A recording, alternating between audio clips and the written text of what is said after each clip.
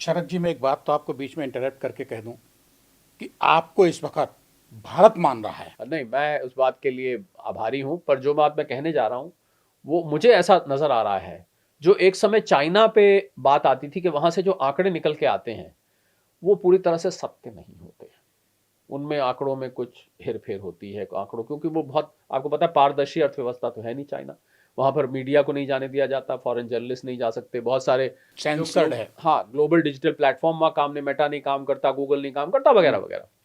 मुझे ऐसा लगता है कि अमेरिका से अब कुछ आंकड़े आर्थिक जो निकल के आते हैं वो उतने विश्वसनीय नहीं है। मतलब चीन की राह पे अमेरिका ही बढ़ रहा है। हाँ, मतलब इस मामले में, क्योंकि ट्रम्प साहब अपनी अपनी साख को लेके, अपनी अर्थव्यवस्था को लेके बहुत पॉजिटिव हैं। उनको लगता है कि जो मिड टर्म आने वाले हैं 2026 में, शायद उसमें उनकी उनकी पॉपुलैरिटी अब नीचे आ गई, अप्रूवल रेटिंग गिर चुकी है, आपको पता ही होगा पहले से। अब जो आंकड़े, तो अभी आंकड़े आए कि वहां का नौकरियां 1,30,000 निकली, जबकि नौकरियां मेरे हिसाब से जो बार जो मुझे जो जमीनी तौर पे लोग बताते हैं वो कुछ और बताते हैं। तो इसकी वजह से क्या हुआ कि भाई जो रेट कट जब किया जाता है, देखिए इसका क्या संबंध है आर्थिक, जो लोग समझना चाहें, कि जब नौकरियां ज्यादा, भाई बड़ा अजीब गरीब बात है, अमेरिका में ही होता है ऐसा, जब नौकरियां ज्यादा मिली एक महीने में, तो इससे क्या होगा, डिमांड बढ़ेगी। डिमांड बढ़ेगी तो थोड़ी महंगाई बढ़ेगी, महंगाई बढ़ती है तो डिमांड से बढ़ती है ना।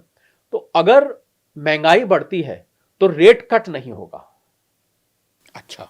तो रेट कट नहीं होगा तो फिर सोने चांदी की कीमतें जो है वो फिर कमजोर होंगी, डाउन। क्योंकि डाउन जाएंगी, क्योंकि रेट कट होता है तो सोने चांदी की कीमतें जो है वो ऊपर जाती हैं, क्योंकि फिर लोग फिक्स टर्म इन्वेस्टमेंट से हटके सोने चांदी जैसे एसेट्स पर आते हैं। तो ये दो खबरों ने हाल में सोने चांदी की कीमतों को सॉफ्ट किया है। मतलब इसमें भी अमेरिका घुसा हुआ है। बिल्कुल, अमेरिका, सारा खेल अमेरिका के पास सबसे बड़ा भंडार है। 8,800 9,000 टन के आसपास तो सोने का ऑफिशियल भंडार है, प्लस जेपी मॉर्गन जो अमेरिका की कंपनी, उनके पास तो निजी तौर पे सबसे बड़ा भंडार उनके पास है। और अभी भी खरीदने में लगा है गोल्ड। अब अभी भी खरीद रहे हैं। अब पर अपने डॉलर को लेके वो बहुत, मैं कहूंगा कि पॉजिटिव है। उनको जैसे ही लगता है ट्रम्प साहब को कहीं डॉलर हमारा कमजोर ना हो जाए, तो कुछ ना कुछ वो ऐसा करते हैं। वो जो, पर इसमें अब एक दूसरी तरफ खबर ये आई कि जेरोम पावल जो फेड के चेयरमैन है अमेरिका में, उनका टर्म मई में पूरा हो रहा है। उनको ट्रम्प साहब पसंद नहीं करते हैं, तो ये तो जग जाहिर है।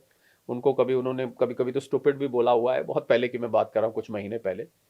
तो अब उन्होंने जेरोम पावल साहब का टर्म एक्सपायर होने से पहले ही अपने एक निजी, केविन वॉश, उनका नाम प्रस्तावित किया कि, और केविन वॉश साहब को कुछ लोग कहते हैं कि हॉकिश हैं बहुत। हॉकिश का मतलब वो इंटरेस्ट रेट कट इतनी जल्दी नहीं करते हैं, पर ट्रम्प साहब के निर्वाचित होंगे तो ये हो नहीं सकता कि वो रेट कट करें। तो एक तरफ उम्मीद की जा रही है कि जैसे ही केविन वॉश साहब आएंगे तो रेट कट होगा, और ये गोल्ड के फेवर में जाता है। तो कुल मिला के शॉर्ट टर्म में, अब देखिए मूल मुद्दा क्या निकल के आता है, जो आपने जहां से बात शुरू करी थी कि सोने चांदी का सारा ये खेल चल रहा है। उधर चाइना चांदी को दबा के बैठा है, और भी कुछ देश हैं जो चांदी को दबा के बैठ रहे हैं। तो खेल क्या चल रहा है, देखिए शॉर्ट टर्म में, यानी कि छोटी अवधि में सोने चांदी की कीमतें ये आपको नाच दिखाती रहेंगी, ऊपर नीचे ऊपर नीचे ऊपर नीचे। और पीछे तो कुछ समय तक $5,000 एक बेस बन गया था, 1,55,000 के करीब 10 ग्राम का एक बेस बन गया था सोने का, मतलब वहां आकर टिक गई थी। अब ये हाल में जब ये एक दो खबरें आई जो मैंने जिक्र किया, इसके बाद ये थोड़ा और कमजोर पड़ा है। पर मुझे अब मूल मुद्दे की बात ये, देखिए मैं संजीव, आपको निजी तौर पर मैं लंबे वक्त के निवेशकों को सलाह ज्यादा देता हूं। मैं लंबे वक्त के निवेशकों के साथ खड़ा हूं। जो लंबे वक्त का निवेशक सोने चांदी में जिसने निवेश किया और वो ट्रेडर बन गया, यानी कि निवेशक बन के आया था और शॉर्ट टर्म ट्रेडर बन गया, कभी खरीद कभी बेच, कभी खरीद कभी बेच, यही काम शुरू कर दिया, उसको मैं ज्यादा कोई सलाह मशवरा या उस पर मैं ज्यादा टिप्पणी नहीं करता हूं। मैं लंबे वक्त के निवेशक के साथ खड़ा हूं, और लंबे वक्त के निवेशक की ही मैं बात ज्यादा करूंगा। तो मुझे लगता है कि सोना चांदी आज भी लंबे वक्त में, अब ये लंबा वक्त, सीधा सवाल उठेगा क्या है, 2 साल, 3 साल, 5 साल, ये लंबा वक्त 2 से 5 साल है। आप अगर 2 से 5 साल तक सोने के साथ सोते हैं, सोने के साथ सोना है, पहला सोना सोना है, दूसरा सोना नींद वाला है, भूल जाइए इसको, लेके रख दीजिए एक तरफ, मत देखिए इसके रेट रोज रोज। मैंने लोगों को देखा है, फोन उठाया, सुबह उठे रेट देखा, शाम रात को सोते टाइम रेट देखा। ये जो बार बार का रेट देखना है, ये अंग्रेजी में शब्द होता है एंजाइटी, ये एंजाइटी पैदा करता है। क्योंकि अगर आपने खरीदा था महंगे पे और रेट कम है तो आपको चिंता हो जाएगी। और अगर आपने पुराना लिया हुआ है और आप सोच के बैठ गए थे मेरा उस जमाने का 10 लाख का खरीदा हुआ सोना आज 1 करोड़ का हो चुका है, किसी जमाने में लिया होगा, अरे अब तो ये रह गया 60 लाख का, 70 लाख का, तो 1 करोड़ दिमाग में जब रजिस्टर हो जाता है ना तो फिर 60 लाख जो है वो घाटा लगने लगता है। ये नहीं देखते कि लिया 10 लाख का था अब 60 का है, ये नुकसान। अब जिसने ट्रेडिंग के लिए लिया उसका तो हाल पूछिए मत। तो मुझे लगता है कि आप अगर शॉर्ट टर्म में मूवमेंट नहीं, ये सोना चांदी हालांकि कमोडिटी मार्केट में संजीव ट्रेड किए जाते हैं, बाकायदा अगले महीने के कॉन्ट्रैक्ट होते हैं, सट्टेबाजी होती है, डेरिवेटिव्स होते हैं, पर मुझे ऐसा लगता है कि सोना चांदी ना ये बार बार खरीदने बेचने की चीजें नहीं है। ये ऐसी चीजें हैं जो लेके लंबे रखे। देखे ना आपकी दादी जी, आपकी नानी जी, आपकी माता जी, आपके जो एंसेस्टर्स हैं, देखिए ना वो हार चले आते हैं, ये नौलखा हार है बेटी, ये मेरी हमारी विरासत है, ले आज से तुझे देती हूँ, इसको मेरी निशानी रखना। वो जब बेटी बहुत साल बाद माता जी के जाने के बाद निकालती है, वो अपनी बेटी को वही डायलॉग बोलती है, ये बेटी मेरी माँ ने मुझे दिया था, मेरी सास ने मुझे दिया था, ये हमारे परिवार का नौलखा हार है, आज ये 30 तोले का, 50 तोले का है, 40 तोले का, इसको संभाल के रखना।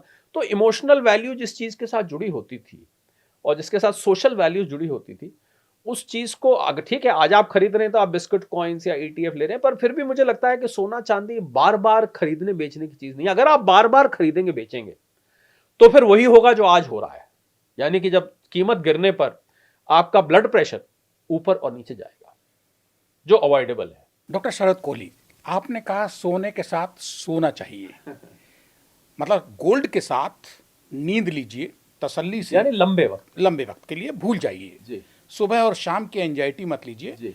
सोने के चक्कर में नींद मत उड़ाइए, जी। अपना सोना मत हराम करिए जी। दो बातें हो रही हैं सर कि वास्तविकता तो यह जमीन की अगर देखी जाए कि सोने और चांदी नींद उड़ा रखी है, और ऐसे में डॉक्टर शरद कोहली जैसा हिंदुस्तान का मशहूर जानकार अर्थशास्त्री ये कहता है कि भैया भगदड़ से हटो, तसल्ली की तरफ बढ़ो जी।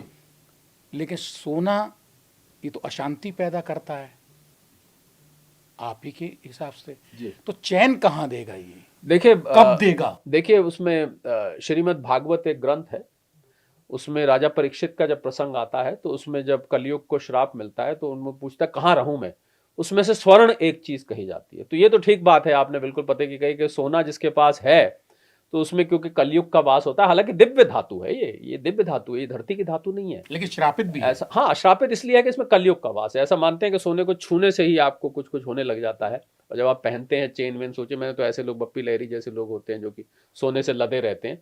तो मुझे लगता है कि लोगों को सोना आपके निवेश का एक हिस्सा होना चाहिए। अगर आप अब पीछे हुआ क्या कि पिछले कुछ महीनों में खासकर सोना चांदी सोना चांदी सोना चांदी, लोग इतना ज्यादा उसमें स्वर्णमय हो गए, अगर मैं इसको ऐसे कहूं, चांदीमय हो गए कि उन्होंने बाकी सब निवेश को भूल गए। शेयर मार्केट बेचारी गिरने लग गई, म्यूचुअल फंड में लोगों ने SIP बंद कर दिए, प्रॉपर्टियां लोगों ने बेचनी शुरू कर दी, FDs भुलवानी शुरू कर दी। तो इतना ज्यादा मुझे लगता है किसी एक एसेट, ठीक है ये सोने चांदी का जो ये दौड़ थी ये अनप्रेसिडेंटेड थी यानी कि पिछले कुछ वर्षों में ऐसा नहीं देखा गया था, ये मान लिया मैंने, पर इसका ये मतलब तो नहीं कि आप उसमें इतना ज्यादा डूब जाएं कि आप बाकी के निवेश के जो एसेट क्लासेस हैं उनको भूल जाएं। पहली बात, अपनी रोजमर्रा की जिंदगी को भुला के केवल सोने चांदी की कीमतें देखते रहें, ये मुझे लगता है कहीं ठीक नहीं है। चैन तो उड़ेगा ही। अच्छा संजीव, किसी भी चीज का, चलिए आपकी बात का मैं एक दूसरे तरीके से जवाब, किसी भी चीज का जब आप अत्यधिक चिंतन करेंगे, उसके बेहिसाब आप वीडियोस देखना शुरू कर देंगे, एक एक चीज के 20-20 वीडियो आप देखना शुरू कर देंगे, तो फिर चिंता तो स्वाभाविक हो ही जाएगी। किसी भी चीज की आप करेंगे चिंता हो जाएगी। तो इस चिंता का कारण डॉक्टर शरद कोहली जैसे देश के जाने माने अर्थशास्त्री हैं जिनके वीडियो वायरल हो रहे हैं मिलियंस में बिलियंस में, या फिर सोना और चांदी? नहीं, देखिए आप जब जिस चीज की चर्चा होगी तो लाजमी बात है मुझे भी चर्चा, मैं एक इकोनॉमिस्ट इन्वेस्टमेंट और फाइनेंस पे बोलता हूं, तो जो चीज भागेगी उसकी चर्चा तो होगी। कल को शेयर मार्केट भागती है, मुझे उस पर जिक्र करना पड़ता है, कल को म्यूचुअल फंड्स भागते हैं, मुझे उस पर जिक्र करना। चर्चा देखिए, मेरी चर्चा तो उन कीमतों के पीछे पीछे है, वो कीमत ऊपर, मैंने तो कीमत बढ़ाई नहीं, अगर मैंने बढ़ाई होती कीमत तो मैं जिम्मेवारी ले लेता। लेकिन कोहली साहब, आप अगले 2-4-10 दिन 15 दिन का स्पेकुलेशन नहीं, सॉलिड एनालिसिस दे देते हैं। नहीं, मैं एनालिसिस देता हूं, पर भागती हुई चीज का देता हूं मैं, जो चीज ऑलरेडी भाग रही। और पर मेरी वजह से नहीं भागती है, फर्क है दोनों बातों में। मैं उस भागते हुए के ऊपर कमेंट करता हूं कि क्यों भाग रही है। मेरी वजह से भागती होती तो मैं तो इसको इतना भगाता कि लोग अपना काम छोड़ के खाली सोना चांदी ही खरीदने लग जाते, अगर काश मेरे हाथ में होता। मेरा कहने का अर्थ यह है कि आप जब किसी एसेट क्लास का इतना ज्यादा चिंतन शुरू कर देंगे और देखिए, जो चीज ऊपर जाती है वो नीचे तो आती है। ये जो आज सोने चांदी में मैं कहूंगा गिरावट और फिर स्थिरता, फिर थोड़ी गिरावट आई है, तो ये स्वाभाविक है, ऐसा तो होना ही था। ऐसा तो हो नहीं सकता कि सोना केवल निरंतर ऊपर चढ़ता जाए। हालांकि ट्रम्प साहब जब तक बने हुए हैं तब तक अभी भी मैं मानता हूं कि सोना चांदी कुछ ना कुछ उसमें हरकत आती रही, क्योंकि वो चैन से बैठने वाले नहीं है, वो कुछ ना कुछ निकालते रहते हैं, कोई ना कोई नुक्ता उनके वहां से आता रहता है।